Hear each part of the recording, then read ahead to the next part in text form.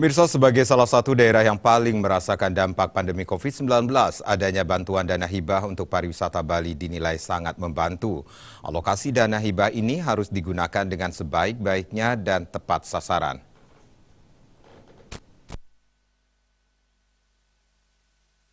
Seperti diketahui bersama, baru-baru ini pemerintah pusat memberikan bantuan hibah bagi daerah tujuan pariwisata yang mengalami dampak gangguan keuangan dan penurunan pendapatan asli daerah (PAD), terutama yang bersumber dari pajak hotel dan restoran (PHR), serta berdampak pada pelaku usaha pariwisata akibat pandemi COVID-19. Dalam hal ini, Bali memperoleh dana hibah sebesar 1,183 triliun rupiah.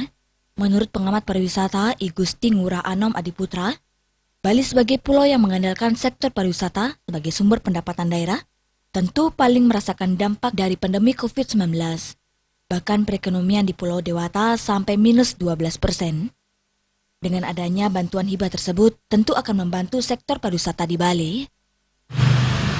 Ya sedikit membantulah gitu. Artinya kalau kenapa saya katakan demikian, karena hotel atau fasilitas pariwisata atau properti lainnya yang dalam hal ini dalam situasi normal menunjang ke pelayanan pariwisata kan gitu, kan sekarang dalam situasi COVID dia diam gitu, artinya tidak terurus dan lain sebagainya. Dengan adanya hibah, tentunya dana ini paling tidak bisa dialokasikan ke sana gitu, untuk pemeliharaan, untuk maintenance-nya, dan termasuk untuk security-nya.